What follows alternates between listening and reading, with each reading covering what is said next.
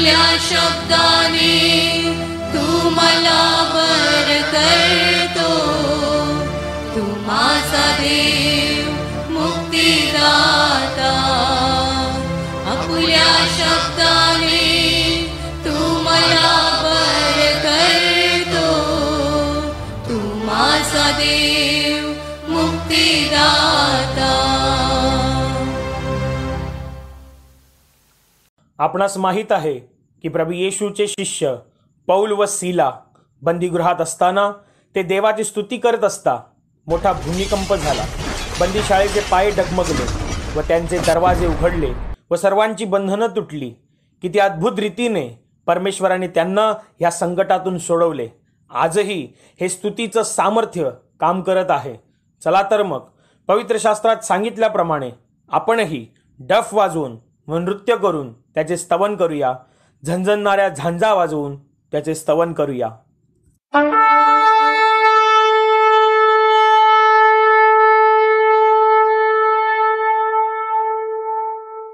Hallelujah hallelujah hallelujah hallelujah. धन्यवाद प्रभु यीशु, धन्यवाद प्रभु यीशु, धन्यवाद प्रभु यीशु, धन्यवाद प्रभु Yeshu. Hallelujah hallelujah hallelujah hallelujah. Hallelujah या शब्दाचा अर्थ आहे देवाची स्तुती असो, देवाचा महिमा असो। आता आपण गाणं घेणार आहोत, मग सर्वांनी गाण्यामध्ये भाग घ्यायचा आहे। गीत क्रमांक 58 गान करा जय गान। गीत क्रमांक 58 गान करा जय गान। गान करा जय गान करा, प्रभु राजाचा मान करा। गान करा जय गान करा, प्रभु राजाचा मान करा। उधळा कुसुमे विजयाची, गाणी गानंदाची। उधळा कुसुमे विजयाची, गाणी गानंदाची। प्रभूचा महिमा दिगंतरा, प्रभू प्रशंसा नीत करा। गान करा जय गान करा, प्रभु राजाचा मान करा। गान करा जय गान करा, प्रभु राजाचा मान करा। ईश नामे त्याचे येणे, धन्य धन्य त्याला म्हणणे। ईश नामे त्याचे येणे, धन्य धन्य त्याला म्हणणे। पुत्र से दाविदाचा, राजा तो इस्रायलचा। गान करा जय गान करा, प्रभु राजाचा मान करा। गान करा जय गान करा, प्रभु राजाचा मान करा। येशू राजा प्रभु राजा, मोती राजा क्रिस राजा। येशू राजा प्रभु राजा, मोती राजा क्रिस राजा। प्रभूचे गौरव गान करा, प्रभूचा नित सन्मान करा। गान करा जय गान करा, प्रभु राजाचा मान करा। गान करा जय गान करा, प्रभु राजाचा मान करा। गान करा जय गान करा, प्रभु राजाचा मान करा। प्रभु राजाचा मान करा, प्रभु राजाचा मान करा। Hallelujah hallelujah hallelujah hallelujah. धन्यवाद प्रभु यीशु, धन्यवाद प्रभु Yeshu. Hallelujah hallelujah hallelujah hallelujah. गीत क्रमांक 57 मानवाची अवधारा। गीत क्रमांक 57 मानवाची अवधारा। मानवाच्या उद्धारा, प्रभु दयेच्या सागरा। मानवाच्या उद्धारा, प्रभु दयेच्या सागरा। पतित मानवा तारायाला, पतित मानवा तारायाला। भुवनी तो अवतरला, वरी तो अवतरला, कृषी मरुणी प्राण दिदला, कृषी मरुणी प्राण दिदला, तारियले तो जगताला, मानवाच्या उतारा, प्रभु दयेचा सागरा, मानवाच्या उतारा, प्रभु दयेचा सागरा, प्रभु ख्रिस्ताच्या बलिदानाने, प्रभु ख्रिस्ताच्या बलिदानाने, आम्हा तारिले रक्ताने, आम्हा तारिले रक्ताने, राज मोडिले सैतानाचे, राज मोडिले सैतानाचे, द्वार उघडिले स्वर्गीचे, मानवाचा उद्धारा, प्रभु दयेचा सागरा, मानवाचा उद्धारा, प्रभु दयेचा सागरा, मानवाचा उद्धारा, प्रभु दयेचा सागरा, प्रभु दयेचा सागरा, प्रभु दयेचा सागरा. Hallelujah hallelujah hallelujah hallelujah hallelujah. Hallelujah. गीत क्रमांक 12 मुझको बुलाता वहाँ. गीत क्रमांक 12 मुझको बुलाता वहाँ. है मेरा वही ठिकाना, मेरा यीशु है जहाँ, सियोन देश में रहता है वो, मुझको बुलाता वहाँ.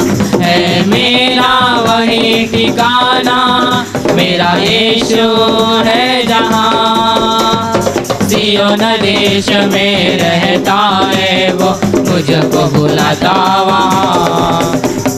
पतझड़ का मौसम है सदा और बिखरे काटे यहाँ, मौसम रहता बहारों का, फूलों की वर्षा वहाँ.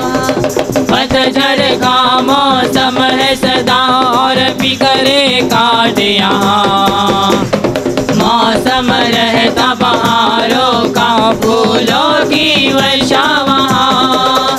खुशबू वहाँ है प्यार की, है शांति कैसी वहाँ. सियोन देश में रहता है वो, मुझको बुलाता वहाँ. है मेरा वही ठिकाना, मेरा यीशु है जहाँ, सियोन देश में रहता है वो, मुझको बुलाता वहाँ. सोने के सिंहासन पर मेरे प्रभु विराजे हैं, दाहिने हाथ पे उनके मेरे यीशु विराजे हैं. सोने के सिंहासन पर मेरे प्रभु विराजे हैं, दाहिने हाथ पे उनके मेरे यीशु विराजे हैं. स्वर्गदूतों और संतों की आवाजें है जहाँ, सियोन देश में रहता है वो, मुझको बुलाता वहाँ. है मेरा वही ठिकाना, मेरा यीशु है जहाँ, सियोन देश में रहता है वो, मुझको बुलाता वहाँ. है मेरा वही ठिकाना, मेरा यीशु है जहाँ, सियोन देश में रहता है वो, मुझको बुलाता वहाँ. ओ मुझको बुलाता वहाँ, ओ मुझको बुलाता वहाँ. Hallelujah hallelujah hallelujah hallelujah hallelujah hallelujah hallelujah. Hallelujah. गीत क्रमांक 149 यीशु नाम में उद्धार. गीत क्रमांक 149 यीशु नाम में उद्धार. यीशु नाम में उद्धार हमको हालेलुया, प्रभु यीशु नाम में अनंत जीवन हालेलुया. यीशु नाम में उद्धार हमको हालेलुया, प्रभु यीशु नाम में अनंत जीवन हालेलुया। राजाओं का राजा यीशु हालेलुया, राजाओं का राजा यीशु हालेलुया, वो प्रभुओं का प्रभु यीशु हालेलुया, वो प्रभुओं का प्रभु यीशु हालेलुया। यीशु नाम में उद्धार हमको हालेलुया, प्रभु यीशु नाम में अनंत जीवन हालेलुया। यीशु नाम में उद्धार हमको हालेलुया, प्रभु यीशु नाम में अनंत जीवन हालेलुया। चंगा करने वाला यीशु हालेलुया, चंगा करने वाला यीशु हालेलुया। छुटकारा देने वाला यीशु हालेलुया, छुटकारा देने वाला यीशु हालेलुया। यीशु नाम में उद्धार हमको हालेलुया, प्रभु यीशु नाम में अनंत जीवन हालेलुया। यीशु नाम में उद्धार हमको हालेलुया, प्रभु यीशु नाम में अनंत जीवन हालेलुया। मुक्ति का है मार्ग यीशु हालेलुया, मुक्ति का है मार्ग यीशु हालेलुया, वो शांति का है मार्ग यीशु हालेलुया, वो शांति का है मार्ग यीशु हालेलुया। यीशु नाम में उद्धार हमको हालेलुया, प्रभु यीशु नाम में अनंत जीवन हालेलुया। यीशु नाम में उद्धार हमको हालेलुया, प्रभु यीशु नाम में अनंत जीवन हालेलुया। यीशु नाम में उद्धार हमको हालेलुया, प्रभु यीशु नाम में अनंत जीवन हालेलुया, प्रभु यीशु नाम में अनंत जीवन हालेलुया, प्रभु यीशु नाम में अनंत जीवन hallelujah. Hallelujah hallelujah hallelujah hallelujah hallelujah hallelujah hallelujah hallelujah. गीत क्रमांक 136 ख्रिस्त राजाची सुवार्ता। गीत क्रमांक 136 ख्रिस्त राजाची सुवार्ता। ख्रिस्त राजाची सुवार्ता या जगात सांगाल का। हालेलुया हालेलुया गौरवे गरदाल का। ख्रिस्त राजाची सुवार्ता या जगात सांगाल का। हालेलुया हालेलुया गौरवे गरदाल का। घ्याविडाती ताळ मृदुंग आळवा प्रेमे होरी रंग। घ्याविडाती ताळ मृदुंग आळवा प्रेमे होरी रंग। त्या प्रभूचा थोर महिमा गाऊनी दावाल का। हालेलुया हालेलुया गौरवे गरजाल का। ख्रिस्त राजाची सुवार्ता या जगा सांगाल का। हालेलुया हालेलुया गौरवे गरजाल का। संकटे येतात जो करी साथ ये गाऊनी दे जरी हात। संकटे येतात जो करी साथ ये गाऊनी दे जरी हात।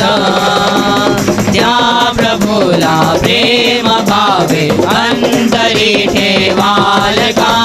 हालेलुया हालेलुया गौरवे गरजाल का। ख्रिस्त राजाची सुवार्ता या जगा सांगाल का। हालेलुया हालेलुया गौरवे गरजाल का। दाविली प्रीती त्यागुनी प्राण जिंकले वेगे मृत्यू सैतान। दाविली प्रीती त्यागुनी प्राण जिंकले वेगे मृत्यू सैतान। तो जगाचा तारणारा ख्रिस्त हा सांगाल का। हालेलुया हालेलुया गौरवे गरजाल का। ख्रिस्त राजाची सुवार्ता या जगा सांगाल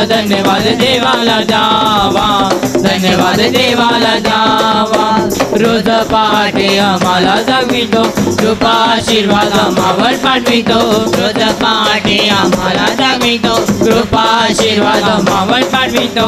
दिवस रात्र आम्हाला जपतो, दिवस रात्र आम्हाला जपतो. देवाचा अनुभव घ्यावा, धन्यवाद देवाला द्यावा, धन्यवाद देवाला द्यावा.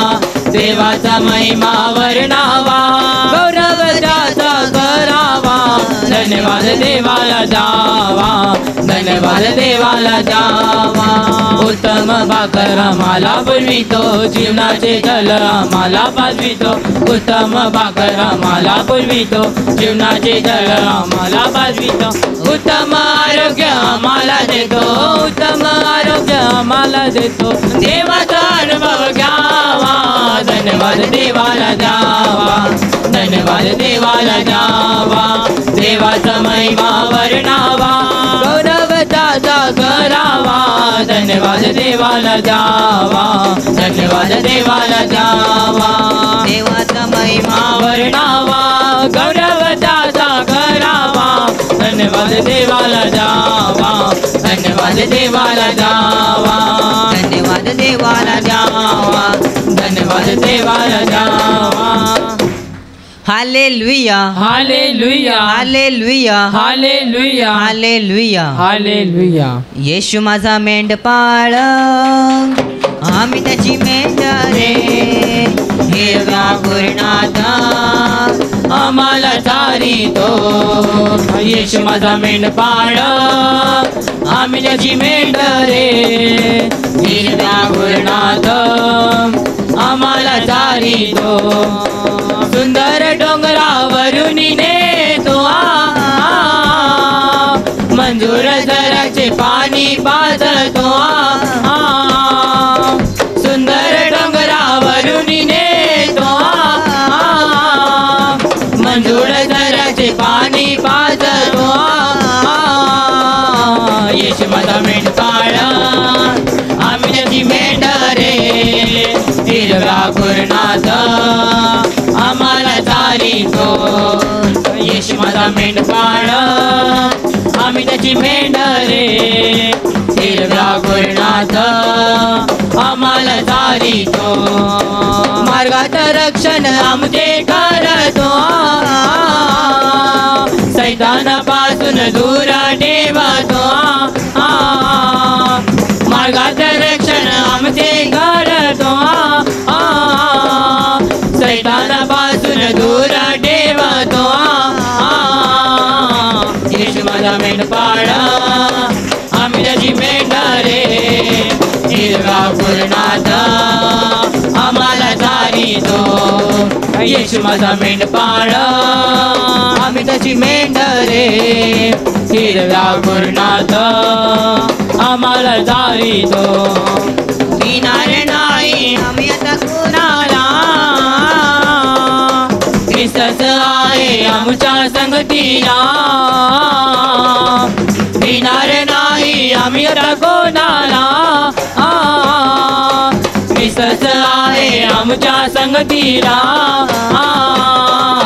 येशू माझा मेंढपाळ, आम्ही त्याची मेंढरे.